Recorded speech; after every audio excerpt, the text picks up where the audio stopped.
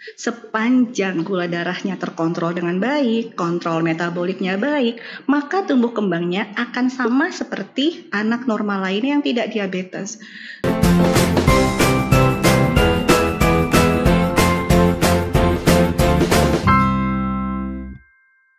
Assalamualaikum warahmatullahi wabarakatuh. Hai Sobat Bika. Apa kabarnya hari ini? Semoga Anda dan keluarga dalam keadaan sehat ya.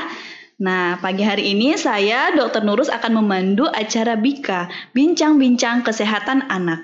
Sudah hadir di hadapan kita yaitu dokter ahli endokrinologi anak, yaitu Dr. Siska Mayasari Lubis, spesialis anak konsultan. Udah pada nggak sabar ya ngobrol dengan Dr. Siska? Nah, Sobat Bika pada tahu nggak sih kalau di tanggal 14 November ini adalah Hari Diabetes Sedunia. Di sini kita akan membahas pentingnya deteksi dini diabetes meletus pada anak. Yuk kita ngobrol langsung dengan Dr. Siska. Assalamualaikum Dr. Siska. Waalaikumsalam Dr. Nurus. Ya, bagaimana kabarnya hari ini dokter? Alhamdulillah saya sehat. Selamat pagi Sobat Pika semuanya. Dr. Nurus bagaimana? Sehat? Alhamdulillah saya juga dalam keadaan sehat. Nah gini dok, kita nih pengen ngobrol-ngobrol dan sharing tentang diabetes meletus pada anak. Mungkin Sobat Bika di rumah itu banyak yang bertanya dok, selama ini kita tahu bahwa penyakit diabetes meletus itu terjadi pada orang dewasa ya dok ya. Namun akhir-akhir ini sering diberitakan, ada banyak informasi yang lewat dari WA atau ya dari manapun, itu yang menyatakan bahwa banyak sekali anak-anak yang menderita diabetes meletus itu dok. Itu gimana ya dok? Baik, benar sekali ya Sobat Bika apa yang disampaikan oleh Dr. Nurus. Kalau dahulu itu pemahaman tentang diabetes itu, ini adalah penyakit yang terjadi pada dewasa atau lansia. Tapi kenyataannya penyakit diabetes ini angkanya selalu meningkat setiap tahunnya pada anak. Nah, jadi Sobat Pika mungkin bertanya-tanya apa ya penyakit diabetes mellitus itu? Jadi penyakit diabetes mellitus ini adalah penyakit kronis ya yang ditandai dengan peningkatan kadar gula darah atau bahasa kedokterannya hiperglikemia. Nah, kenapa bisa terjadi peningkatan kadar gula darah atau penyakit diabetes mellitus? Bisa terjadi karena gangguan pada sekresi atau keluaran insulin, bisa karena gangguan pada kerja insulin, dan bisa karena kombinasi keduanya nih, gangguan keluaran atau sekresi ataupun gangguan pada kerja insulin. Jadi memang angkanya semakin lama pada anak semakin meningkat ya. Bisa saja ini terjadi karena ada perubahan pola hidup seiring dengan meningkatnya kasus kegemukan atau obesitas pada anak, maka angka diabetes pada anak juga ikut meningkat. Demikian Dr. Nurus. Ya, dokter mungkin pada Sobat Bika di rumah itu pada bingung ya dok. Tadi dibilang kalau diabetes ini adalah penyakit kronis. Mungkin dokter bisa jelasin penyakit kronis itu apa ya dok sama insulin. Mungkin pada bingung nih dok, insulin ini apa ya? Apa hubungannya sama gula darah gitu dokter? Mungkin dokter bisa menjelaskan dok. Baik. Penyakit kronis itu adalah penyakit yang terjadi dalam jangka waktu yang lama, seperti diabetes mellitus ini. Diabetes mellitus ini bukanlah penyakit yang bisa disembuhkan, tapi kita bisa kontrol, ya. Kita bisa kontrol gula darahnya agar kontrol metaboliknya baik, ya. Jadi penyakit kronis adalah penyakit yang berlangsung lama seperti diabetes mellitus. Dan kemudian benar Dr. Nurus, pasti Sobat Bika bertanya-tanya ya, apa sih insulin itu? Nah, insulin ini adalah hormon yang dihasilkan oleh sel beta pankreas ya. Jadi sel beta pankreas itu adalah pabrik, produknya itu adalah insulin. Terus apa sih pengaruh insulin terhadap kadar gula darah? Nah, insulin ini kerjanya adalah memasukkan gula dari pembuluh darah ke dalam sel. Ibaratnya nih, kalau saya analogikan, kita kalau mau masuk rumah itu butuh kunci. Benar ya Dr. Nurus ya? Benar. Butuh kunci. Kalau kita nggak punya kunci, kita nggak bisa masuk ke dalam rumah kita. Nah, demikian juga insulin. Kalau kita makan, makanan yang kita makan itu akan berubah menjadi gula, masuk ke pembuluh darah. Sampai di pembuluh darah oleh si insulin, gula ini akan dibawa ke sel-sel, karena sebagian besar sel tubuh kita membutuhkan gula atau glukosa sebagai sumber energi. Nah, kalau misalnya insulinnya nggak ada, Jadi apa yang terjadi? Gula akan numpuk dalam pembuluh darah. Kalau kita periksa gula darahnya, maka akan kita dapati kadar gula darah yang tinggi. Jadi sangat penting sekali peran dari hormon insulin terhadap metabolisme gula darah. Demikian Dr. Nurus. Wah, sudah jelas sekali ya penjelasan dari Dokter Siska. Kemudian dokter, ini sering sekali sih pertanyaan orang tua yang khawatir pada anaknya. Kira-kira penyebab diabetes mellitus itu apa ya dok? Kok bisa sih anak bisa kena diabetes mellitus gitu? Dan apa sih yang harus saya hindari atau dijaga, dicegah gitu supaya nggak terjadi diabetes mellitus tersebut dokter? Iya, benar. Sobat Bika pasti penasaran ya, apa sih penyebabnya gitu. Jadi, saya ingin jelaskan dulu bahwa diabetes mellitus pada anak itu ada beberapa tipe, dan yang paling sering itu ada 2 tipe, DM tipe 1 dan DM tipe 2. Nah, sekarang saya jelasin dulu tentang diabetes mellitus tipe 1. DM tipe 1 ini adalah DM yang paling sering terjadi pada anak. Sekitar 85% kasus DM pada anak itu adalah DM tipe 1. Bagaimana terjadinya DM tipe 1? Nah, tadi saya sudah jelaskan tentang insulin. Nah, pada DM tipe 1, secara umum terjadinya itu karena proses autoimun. Apa itu proses autoimun? Nah, proses autoimun itu adalah sistem imun. Kita semua pasti punya sistem imun dalam tubuh. Normalnya sistem imun kita itu gunanya untuk melindungi tubuh ya terhadap kuman, bakteri, ataupun zat-zat asing yang masuk ke dalam tubuh. Tapi ketika terjadi autoimun, sistem imun tubuh kita itu berubah kerjanya, Dr. Nurus. Jadi, dia menyerang tubuh. Dalam hal ini yang diserangnya adalah sel beta pankreas. Pabriknya insulin yang dia serang. Kalau pabriknya diserang, pabriknya pasti akan merusak. Kalau pabriknya rusak, apa yang terjadi? Nggak bisa lagi memproduksi insulin.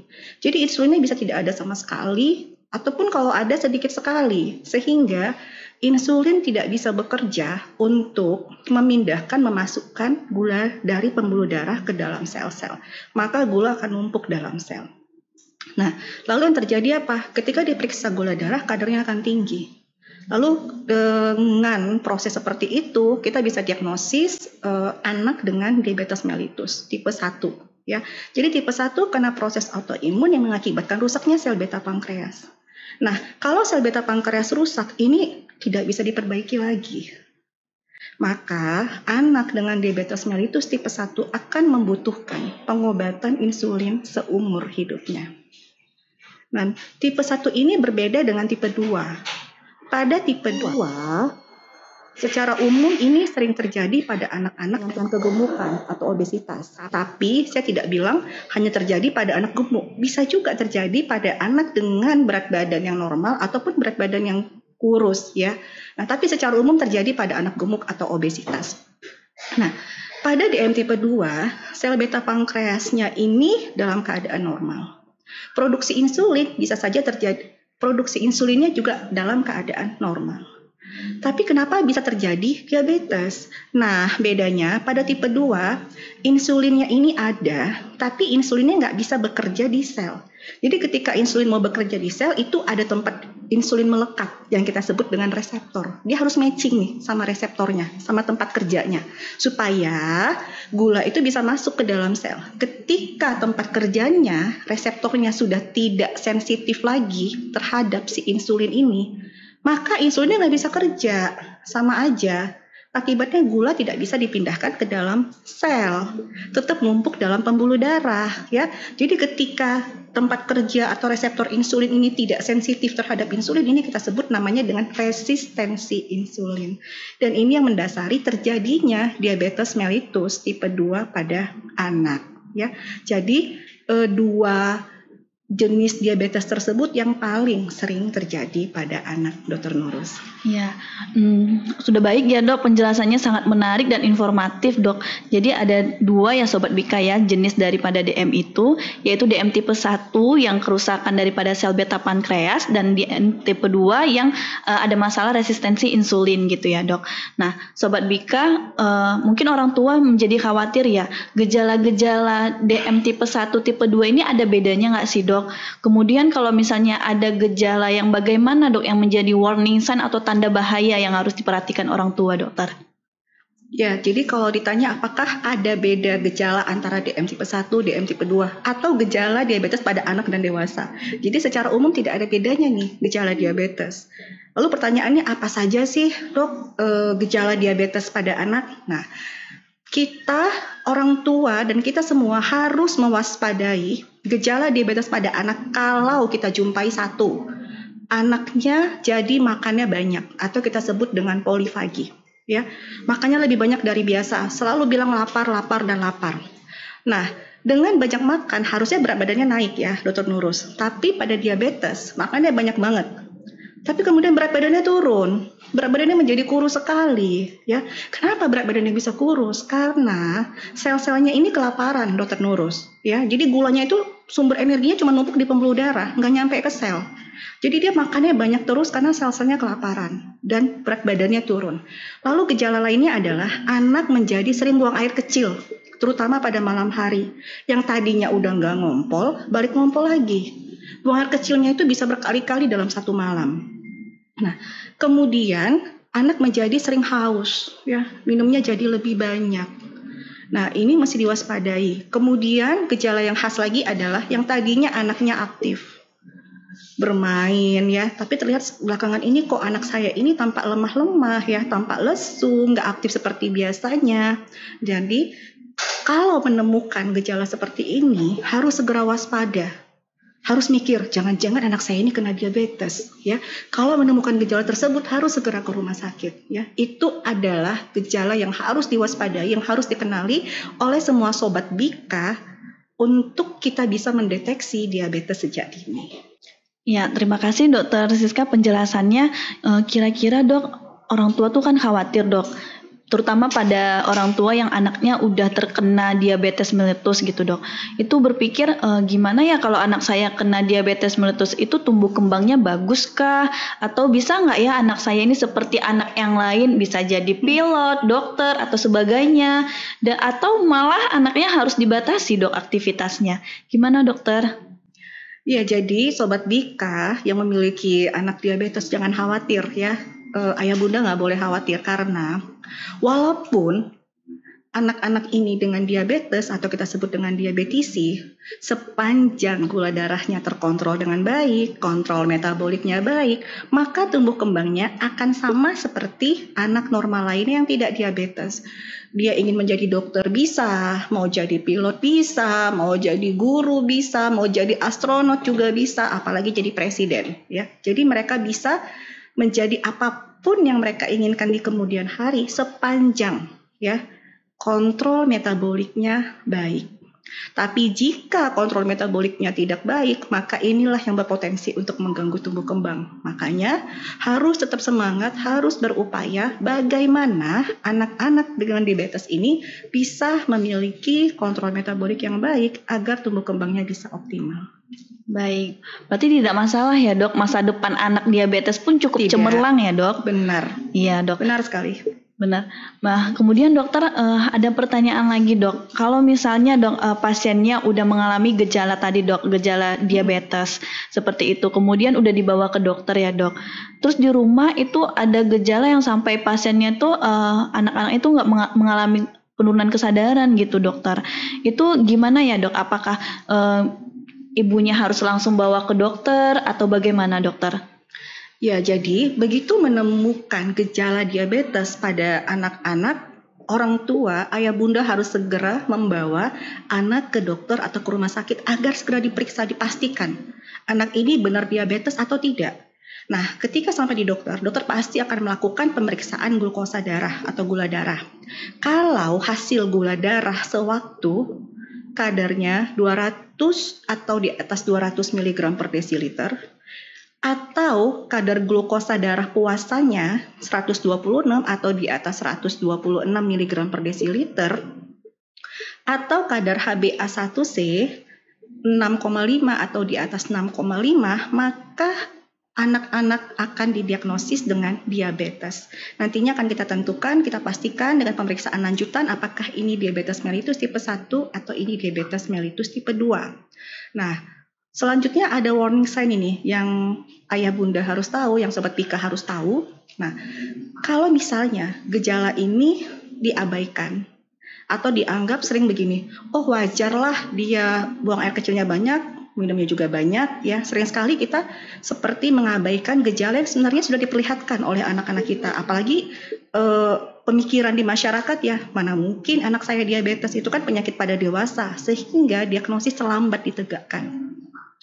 Hati-hati ketika anak memiliki gejala diabetes, kemudian selanjutnya dia mengalami nyeri perut, Dokter Nurus, kemudian mengalami muntah-muntah. Hati-hati, ya, hati-hati, bisa terjadi gawat darurat pada diabetes. Itu adalah komplikasi akut dari diabetes yang sebagian besar terjadi karena keterlambatan diagnosis diabetes. Kondisi emergensi tersebut kita sebut dengan ketoasidosis diabetik atau KAD, ya. Jadi KAD ini adalah kondisi emergensi pada diabetes, ditandai dengan kadar gula darah yang di atas 200, kemudian keadaan tubuh yang asam, ya. Kalau kita periksa analisis gas darahnya, kita dapati gambaran pH yang turun, ya. Kemudian bikarbonatnya turun, kita sebut dengan asidosis metabolik. Kalau KAD ini pun tidak dikenali, karena sering sekali salah diagnosis, Dokter Nurus. Anaknya datang dengan sakit perut, dengan muntah-muntah, didiagnosis dengan dispepsia, didiagnosis dengan keluhan nyeri perut yang lain, sehingga terapi tidak tepat. Kondisi bisa semakin menurun karena apa? Harusnya dia mendapatkan terapi cairan, terapi insulin, tapi pada saat tidak terdiagnosis maka itu tidak diberikan. Kondisi akan mengalami perburukan, ya, anak bisa sampai kejang, bisa sampai tidak sadar, kemudian harus rawatan di ICU yang dapat berakibat fatal hingga mengakibatkan kematian. Jadi ini yang sama sekali tidak kita inginkan. Kalau dia cepat dideteksi, cepat dikenali, maka kondisi emergensi seperti ketoasidosis diabetik ini bisa kita hindari. Demikian, Dr. Nurus. Wah, gimana nih Sobat Bika? Udah cukup jelas dan informatif ya apa yang disampaikan Dokter Siska. Nah, Dok, ada lagi Dok, satu pertanyaan lagi nih Dok. Jadi dokter kalau udah ada gejala nih Dok, apa yang harus dilakukan ya Dok? Kemudian untuk terapinya bagaimana Dokter?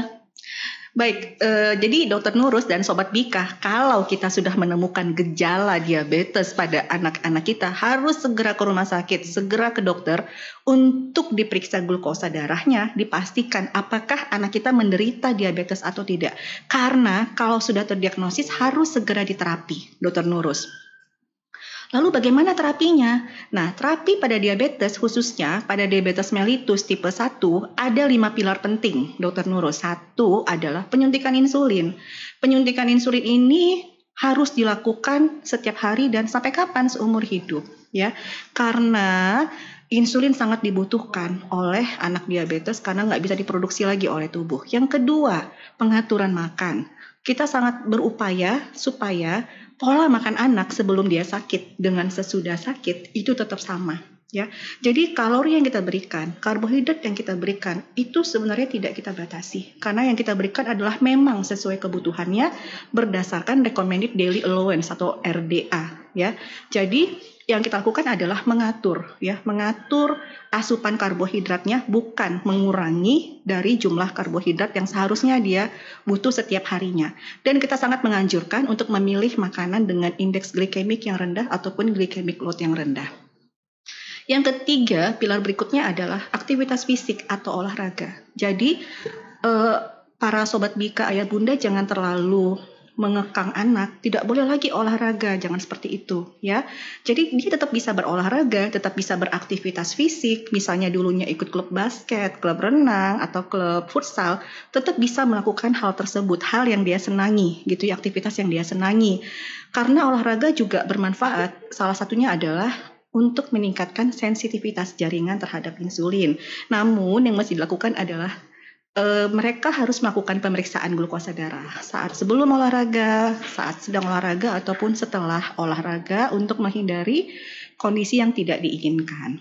Kemudian pilar berikutnya adalah monitoring ya, pemantauan glukosa darah harian. Ini juga sangat penting sekali untuk memastikan glukosa darah anak-anak diabetes ini tetap berada dalam kisaran yang normal ya. Karena seandainya tidak dilakukan pemeriksaan glukosa darah harian, seandainya itu glukosa darahnya tinggi, itu kan nggak bisa dikoreksi. Ini juga bisa mengakibatkan komplikasi yang berat, berbahaya.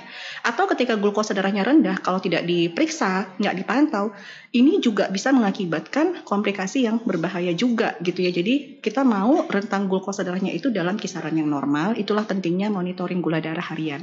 Dan yang terakhir yang juga tidak kalah penting adalah pilar kelima ini adalah edukasi. Ya, kita memberikan edukasi kepada orang tua, pengasuh ataupun anak tentang diabetes agar mereka mengerti ya, agar mereka mengerti tentang penyakit si anak. Anak juga paham tentang kondisi penyakitnya. Kita harus jelaskan tentang apa itu diabetes, kenapa dia bisa kena diabetes, apa saja gejalanya, bagaimana terapinya, kenapa harus dilakukan pemantauan rutin, apa komplikasinya, bagaimana mencegah komplikasi. Dan yang perlu ditekankan di sini adalah walaupun dia menderita diabetes, dia tetap bisa memiliki tumbuh kembang optimal, bisa mencapai cita-citanya, meraih cita-citanya di kemudian hari sepanjang kontrol metaboliknya baik. Jadi ini yang harus kita sampaikan terus-menerus kepada orang tua dan juga si anak. Demikian, Dok. Dok, tadi ada disebutkan ya dok, kalau misalnya dietnya itu kita ngasihnya itu yang indeks glikemiknya rendah. Itu kira-kira contoh makanannya apa aja ya dok?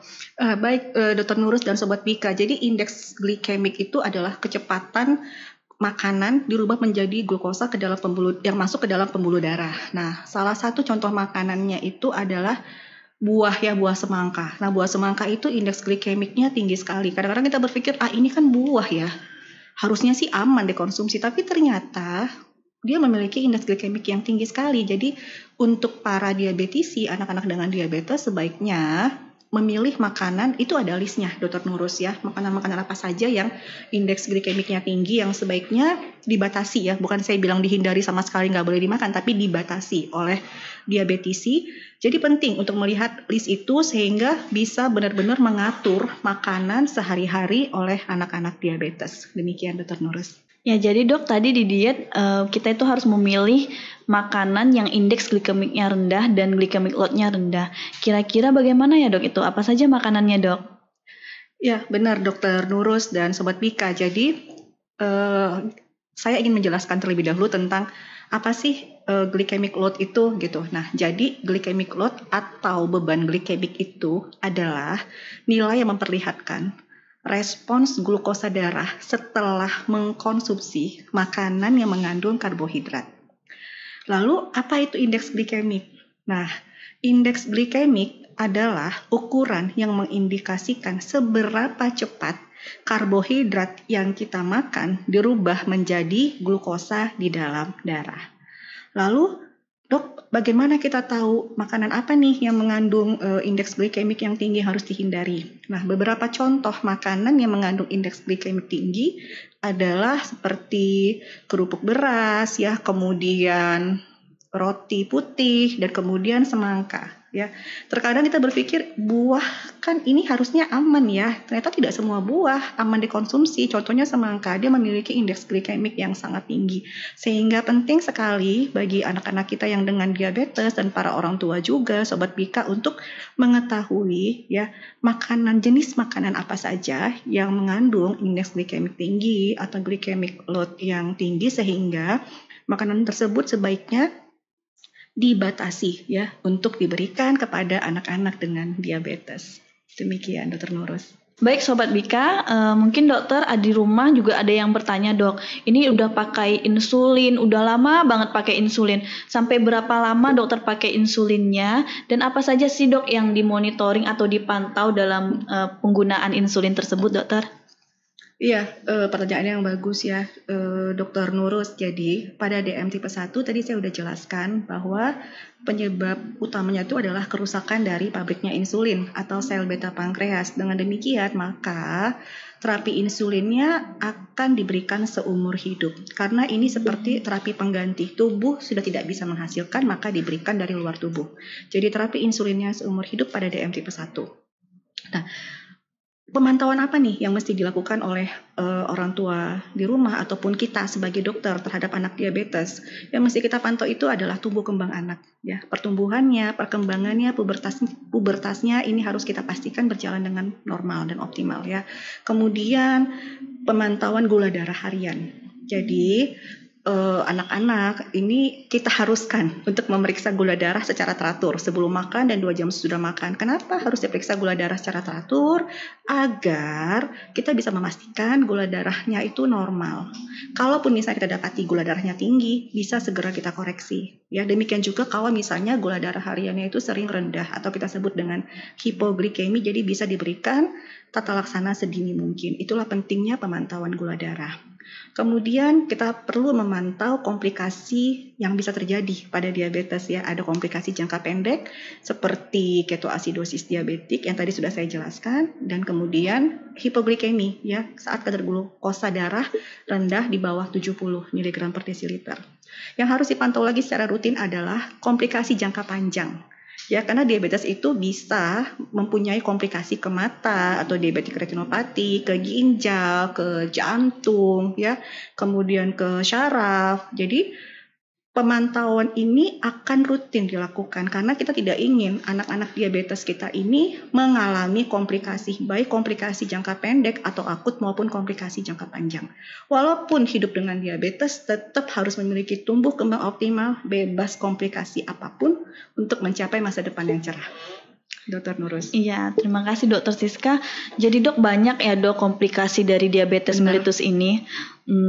Dokter Siska dan Sobat Bika di rumah, sayang sekali ya kita udah mencapai di penghujung acara, di mana kita sangat berbahagia ya mendapat informasi yang sangat menarik dan sangat berguna.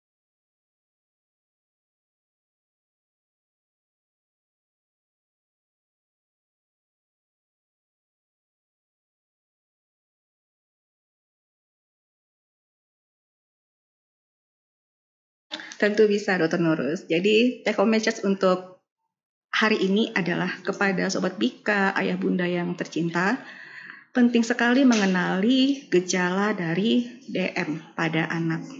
Kenapa penting? Karena diabetes mellitus harus segera didiagnosis dan harus segera diterapi sejak dini untuk mencegah komplikasi seperti ketoasidosis diabetik yang dapat mengakibatkan keadaan fatal hingga berakibat kematian pada anak. Karena kita tidak mau ada lagi anak yang meninggal karena diabetes. Jadi itu yang sangat kami tekankan di sini, ya, Dokter Nurus. Jadi walaupun anak-anak kita ini diabetes, mereka bisa memiliki tumbuh kembang yang optimal, bisa mencapai cita-cita yang mereka inginkan di masa depan mereka, dan insya Allah mereka akan menjadi generasi potensial untuk negara Indonesia. Ya, baik Dokter Siska, terima kasih ya Dok udah meluangkan waktunya. Dokter Nurus. Iya, demikian. Iya Dokter. Demikian ya acara bincang-bincang kita pada hari ini. Jangan lupa terus menantikan video-video informatif lainnya dari kami dan sampai jumpa. So parents don't miss it untuk menciptakan anak Indonesia yang smart, care, and love. Sampai jumpa. Terima kasih Sobat Bika, terima kasih Dokter Nurus. Ya, Dokter. Sampai jumpa kembali.